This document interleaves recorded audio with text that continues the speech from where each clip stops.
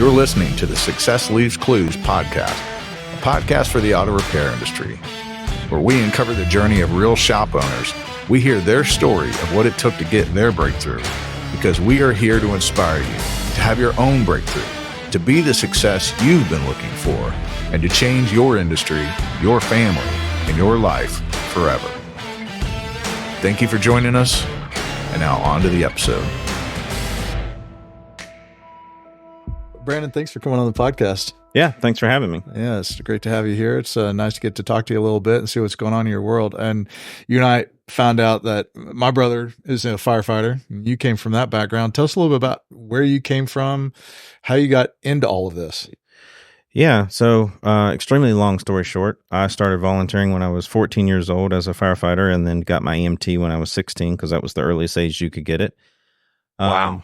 Became a firefighter paramedic at 18 because 18 was the earliest you could back then that you could get your paramedic license. Immediately decided not to go to college because I knew what I wanted to do and didn't see any reason to waste money on school when I knew what I wanted to do. And you didn't have to have a college degree to get into the fire service. So I started my journey there, got on as a career person working 24-hour shifts and fell in love with it. And the goal was always to be the fire chiefs of some city one day. That was the dream. Do you have family that started out that path? Yeah, not directly in the fire service, but me and my father were volunteer firemen when I was younger. That's what we did together. So is that kind of where that all came from? You seem very driven, 10, 14. Yeah, so yeah, he did it, and he joined 1 month of the volunteer, and the next month he says, hey, this is something that's right down your alley. You would love this. Why don't you come and volunteer with me? And I didn't know anything about it. He had actually volunteered in Georgia as a firefighter when he was younger, so he knew a little bit about it, but he knew my personality and knew that I would just fall in love with it, and he was right. Yeah, awesome. And then so from there, you had this dream of being a chief one day. Yeah, well, in that arena, the top dog, the fire chief, is the guy that makes all the decisions, also the guy that takes all the problems and the issues, and that's something I've always been good at dealing with and taking the good with the bad and keep it in the correct perspective. And I thought I would be really good at it, but also, I have a servant heart at the foundation. I love helping people, and that line of work gives you so many opportunities to do that on a daily basis, if not sometimes on an hourly basis. Yeah. They never know when the next call's coming in. That's a lot, right? To just go from 0 to 100 in the next set. So, yeah. And then, so from there, you got into ambulances and... Yeah, so in 2004, my business partner and I, he was a nurse in the local emergency room, and he was sharing some frustrations with me one night about how this trauma patient that needed to go to a level 1 trauma center waited there for like 3 hours because the ambulance service at that time just either didn't have enough staffing or didn't have any staffing at all. And he said, man, there's a huge vacuum here. We just need to start our own company. And we did. Neither one of us knew anything about starting running businesses. In fact, the SBA back then wouldn't even give you a loan unless you had 3 years of business experience. It's not like it is now. So we had to find a private investor and private money, and luckily enough, we were able to convince him to give it to us. And it was a rough start in the beginning. I was on the ambulance during the day. I was on the ambulance during the night. I was the dispatcher during the day. I was also the dispatcher during the night. We grew it completely organically, and it took a lot of sacrifice, but we're past that point now. And then fast forward to 08 and 09, we weren't immune to those economic issues. About around 10 or 11, it really got to the point we had to do something, and I just decided, what, the two top expenses on my P&L were employee expenses and payroll, basically, and fleet maintenance and repairs. Yeah. And I was like, well, I can't fire the people because I don't have anybody to ride on the ambulances, so let's hire some mechanics and see if we can save on the labor and the parts in-house. So we did. And you had a garage? We had a garage. Well, the garage is where the ambulances were parked. So we started parking some ambulances outside. We took one long bay of the 8 bays and just put a 15,000-pound 2-post in the back, and that's where we started. And how many ambulances were in the fleet at the time? At that point in time, I would say probably around 8. Okay. And they broke that much? Oh yeah, yeah. I mean, we were a new company, so we bought used stuff that had high mileage. I mean, an ambulance nowadays costs you $400,000. Back then, $400,000. Yeah, ambulances are very expensive now. Does that? Wow. That's not including the equipment you put on. Is that? No, that's not including the equipment. Yeah, I know a stretcher, the gurney is like around $35,000 to $40,000. I mean, it's very, very expensive. So fully loaded. Wow, fully loaded, $500,000 nowadays. Yeah, yeah, absolutely. So in We've talked about this before. The ambulance business, while we don't need to dive deep into it, I do think the group that's listening would get a kick out of this.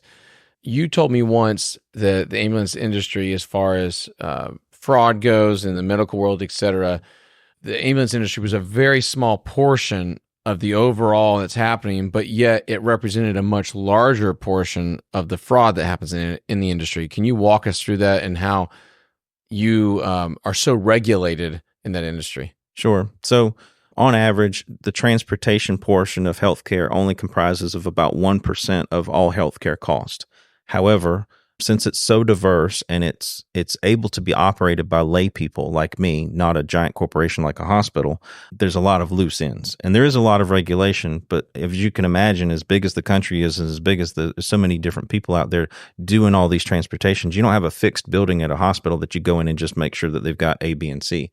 You've got all these people running around. I mean, there's places that transport people in the back of their station wagons, but bill Medicare and Medicaid for an ambulance transport. I mean, the fraud is just tremendous in this area because it's very hard to regulate because it's not in a fixed space.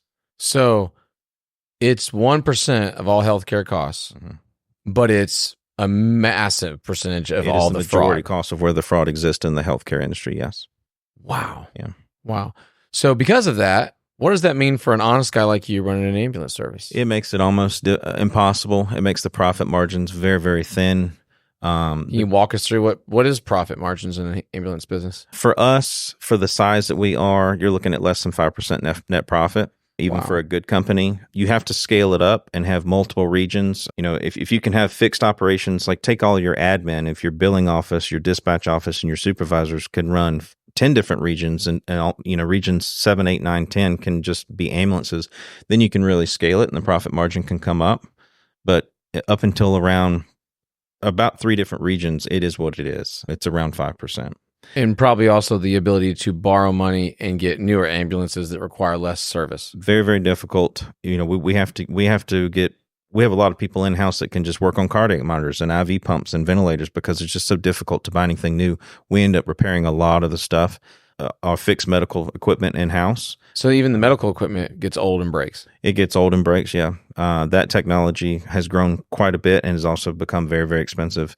We started in 2005 and the reimbursement rate of what we can actually get for these transports has virtually never increased in the last 20 years. But all of our costs have at least tripled. I mean, just think of the cost of a gallon of diesel, a gallon of diesel back in 2005 to what it is today. Back when we first started, it was very profitable and it was very promising a career. And we were so happy that we got into it because we just, when you're making 10, 15, 20% in a business and you scale that out over time of where you could go and how much money that means for you, it gets very exciting. Yeah. And then, we spend a lot of time with local government officials and trying to get people to pay attention to this and understand it and care about it. But again, it's just 1% of that total healthcare cost. So it doesn't get a lot of attention. Wow. So they've since then increased regulations. You've got a thumb on you. Yeah. Which makes it hard to make money. So then you decide, I'm going to reduce costs. I'm going to start this shop inside of my existing building, which it sounds like your existing building was kind of a big shop. It was, yeah. All right. So you decide to do that and you start working on your ambulances. How heavy of a repair were you doing back then?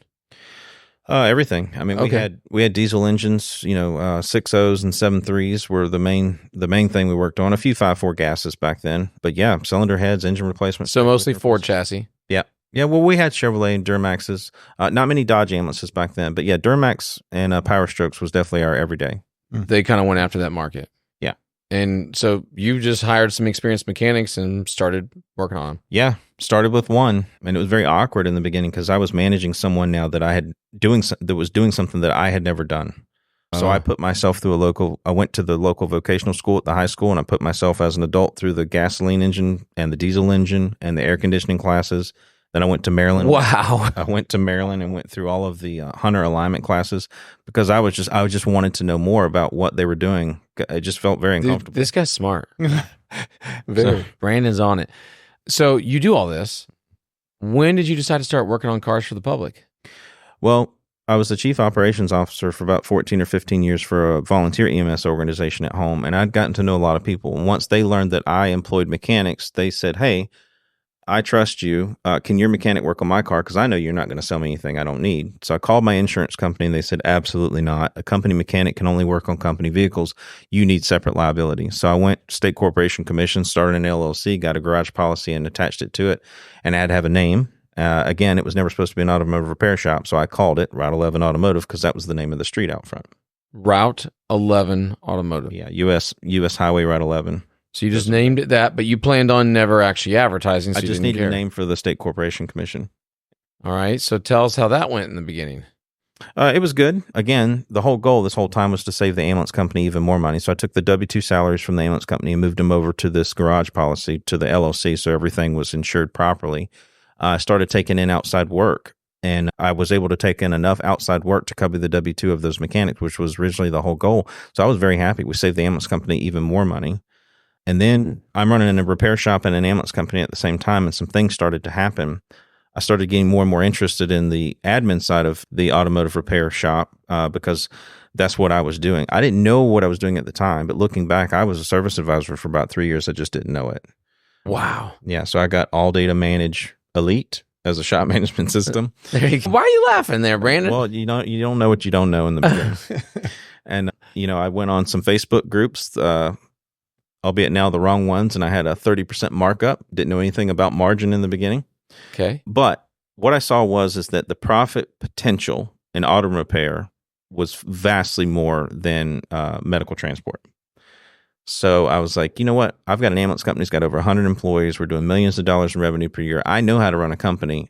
I can do this too. I'm just going to focus on it. So I told my business partner, I'm going to focus on the repair shop.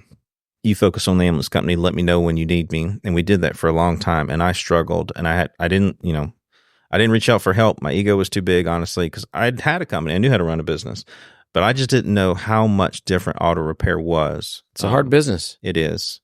So fast forward to 2017, I was on that same Facebook group and saw a conference called Shop Hackers, which I believe was your second one. Probably. And went to that and just learned a ton. I'm just taking notes, and I'm just a sponge. And went to the meeting afterwards where you guys told us more and how to join, and I joined immediately. And that year I did $450,000 that year that I came to you in November, and had essentially doubled every year since. It's just been absolutely tremendous. I mean, let's say we'll double probably the first 3 or 4 years. Okay, so walk us through that. So 450, what was the next year, you think? It was just under $1 million. It was like 980. And the year after that? The year after that, I think we hit around 1.6 or 1.7. I think it was 1.650 or somewhere around there. And it's just progressively not doubled since then. But last year we were at 3, and this year we're tracking 3.6, 3.7. Wow. It's been a snowball and a kind of a flywheel. It's still called Route 11 Auto Repair? It is still called Route 11 Auto Repair, which seems off the cuff kind of a silly name, but it's very brandable. Because you think the Route 66, the symbol. Yeah. We just have an 11 there. Everything at home's Route 11 something. Like we have Route 11 potato chips at home. So the funny stuff, I was actually walking through the hardware store one day with my Route 11 t-shirt on, and the lady behind me says, "Hey, when are those barbecue chips coming back out?" I said, "What are you talking about?" And she focused on my shirt, and she's like, "Oh, you're auto repair, not potato chips." I was like, "Yeah, that's right." Different company, but maybe I should get into chips now too. It's Yeah, ambulances, chips, and auto repair. Yep. So do you still have you were doing this for all the ambulances. Do you still have ambulances parked around your garage? Or are they still in location? We do. We still service my own ambulance company, and we do all of the other area 911 agencies' ambulances. But that all the emergency vehicle portion comprises of about 5% of what we do now. The other 95% is all fleet and everyday car and light trucks like what you guys drive. And ambulances aren't inside the shop every night? No, the repair shop actually grew large enough, and around 2019, we kicked all of the ambulance staff out, the dispatchers, the managers, and the fleet, and moved them into another building down the street, and then another bigger building about half hour south of us. We took that location and made a half location and another full location. So that building, about 4 acres there, is all ours now, just repair. Wow. So you've really blown it up. Yeah. How many bays? We have 14 bays right now, 11 bays that are uninhibited, meaning that some bays are double deep. They might have two posts double stacked. But 11 with their own door. Yeah. Dude, that's awesome. How many technicians, office staff? So 8 technicians right now, 4 advisors up front, and I say me, but they don't need me. They've got it. But yeah, and 2.5 porters also. Wow. What a story. Starting on ambulances. And he still calls it Route 11. Yep. It'd be funny if it was still called ambulance service or whatever. Right. Yeah, that would be hard to market. Yes, it would. So, all right, now catch us up. We're in 2024. You've been coaching now for a while. Yeah, this is year 3 for coaching. And what has that been like to look back and coach these shop owners that, have crazy stories of their own? Some of them more simple. They just started a shop, working their way up. Maybe they didn't have an ambulance service and accidentally started a shop. But how are you relating to them? How are you connecting with them? Because some of these people are just like you. They signed up last minute. They show up. It's a fire hose. But you're taking all this steak and cutting it up into bite-sized pieces, giving it to them in smaller portions and trying to get them up. What's your strategy there? Knowing where you came from, how do you do that? So I think my strategy, the foundation of it is that I don't care what you're doing or what your responsibility is or even what your goals are, or even if you don't have any goals, you just got to do the best you can at whatever's in front of you. And that's what I did. If you'd have told me 10 years ago, I'd be sitting here with you guys talking about this, I'd have told you you're crazy. But what I have done has been very, very intentional of doing everything that I possibly can, the best that I can with what God has put in front of me today. And I somehow always land where I'm supposed to be. And now I'm trying to have the perspective of knowing that, and still not knowing I have a specific goal 2 years from now, but I know I'm going to be at the right spot because I know I'm doing everything that I can now and the best that I can. It's been interesting with coaching because I can say, well, guys, you can do it. You're actually technicians. If I have a technician quit today, I can't go out and turn those wrenches, right? It's even more of a liability for me to attempt to grow and do all these other things. You at least have yourself as a backup, right? So if I can do it, you most certainly can. You just got to learn and implement the things that we teach you. And I'm living proof of it. I'm standing here telling you. It's not like I watched a video now I'm being paid to teach it. I've done this. All you've got to do is just finally get out of your own way, drop your ego, and start taking action, and you'll go exactly where you need to go. What made you do that? What made you drop your ego? You said you had an ego in the beginning. What made you? Yeah, so I didn't even know consulting existed. Had I known earlier, I probably would have went for it, but I was kind of stubborn. I didn't actively seek out. I happened upon ShopFix on accident, but in an effort to go out, I was trying to find information, and I landed on something in a group when I was trying to find information from. So it all happened for a reason. So I was actively seeking out information, but to my knowledge, the ShopFix doesn't exist in a lot of the other industries, especially the blue collar industries out there. For ambulance, once I learned about ShopFix, we tried to find the ShopFix equivalent in the ambulance world. I told my business partner, I was like, if we'd have known what I know now, and as fast as I've learned for that, imagine what we might not know about this industry, even though we've been doing it now for 10 years at that time. Let's go find it. And it doesn't exist, at least not that we could find. Wow. And so you're having all these breakthroughs and you're trying to wrap your head around it. Your partner, what do you think about this? I mean, he's been mainly focused on the ambulance industry. He has stayed out of the automotive repair completely. He was supportive? Oh, absolutely. Yeah. I mean, we've always had mutual respect for each other. I know if he's doing something, he doesn't need me. And he knows if I'm doing something, I don't need him. And that's what made us great partners in the beginning, because we could both take on our own individual responsibilities and not kind of over micromanage each other. And not, he had his section, I had mine. I just knew 100% without a doubt he had it, and vice versa, him for me. Yeah. Well, let's go back just a little bit too, because I'm curious. You said you were searching around Facebook groups trying to find some information. What was going on at that time that made you start seeking out other places to find out, how do I do this? What were you struggling with? Was anything particular? I don't know if it was necessarily a struggle. It's just when I went on to those industry groups, I started seeing numbers from people, oddly enough, that, you follow people on social media and you look at some of their posts and some of their questions and even some of their answers to other people's questions, you start to see a little bit of a character reveal almost. And then they start sharing some things about themselves. And sometimes the big numbers didn't necessarily match the character that I saw.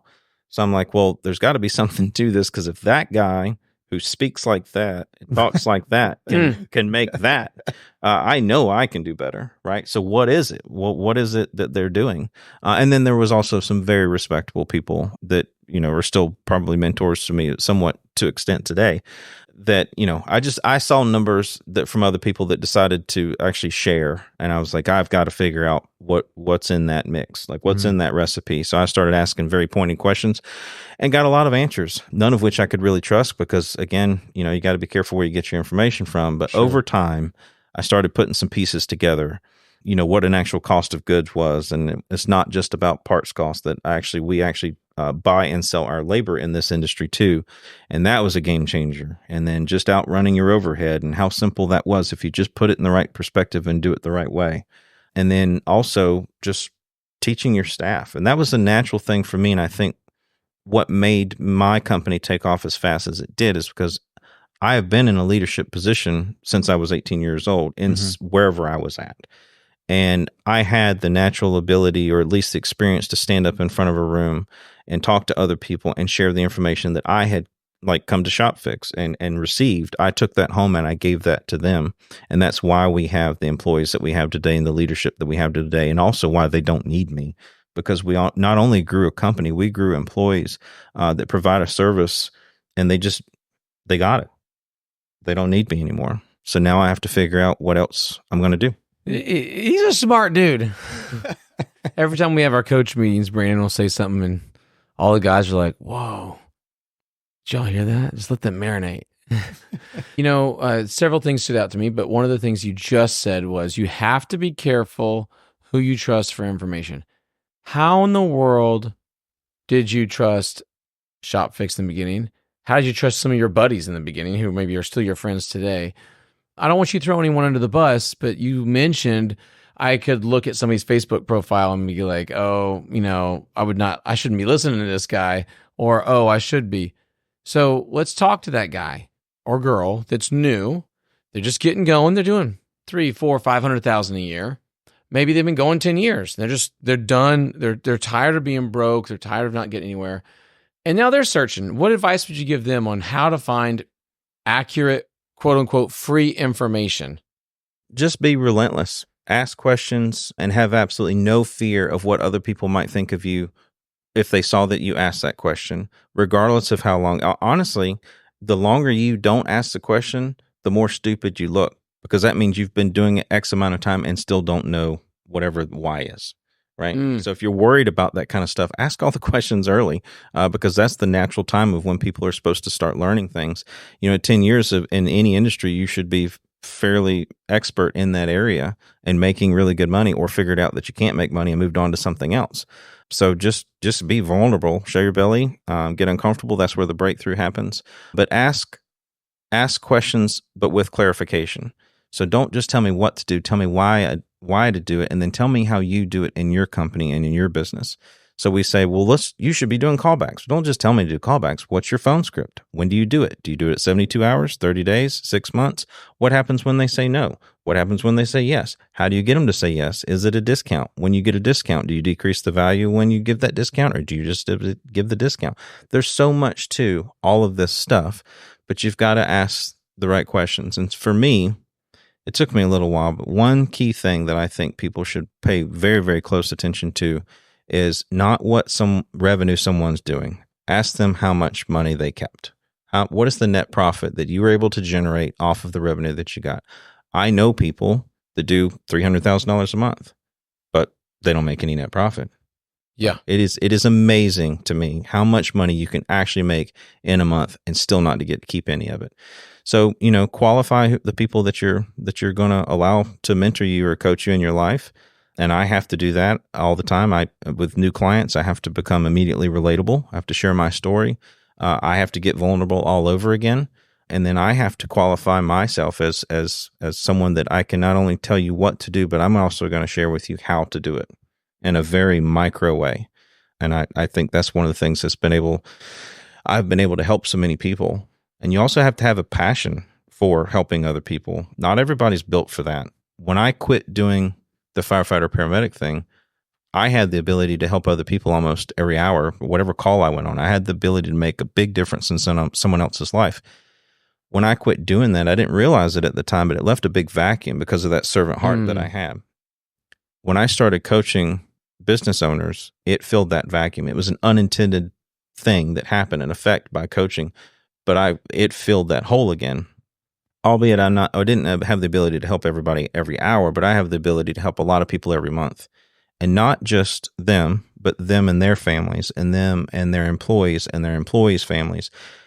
There's a ripple effect from what we're doing right now. And although we don't necessarily ever get to see it, man, it's so great knowing that we have the potential to make that big of a difference in that many people just by talking to someone about how to run a repair shop, which is crazy. Yeah, just a repair shop. Yeah. But you're helping lives. I mean, you're helping families. Absolutely. Yeah. I mean, there's people that are getting to go to college now because of what we're doing. Yeah. There's people that got sick that can afford some treatment or something that they never would have been able to do otherwise, and potentially actually lived longer because of just the things. That's the bigger impact right there. The things that we're doing right now. Yeah.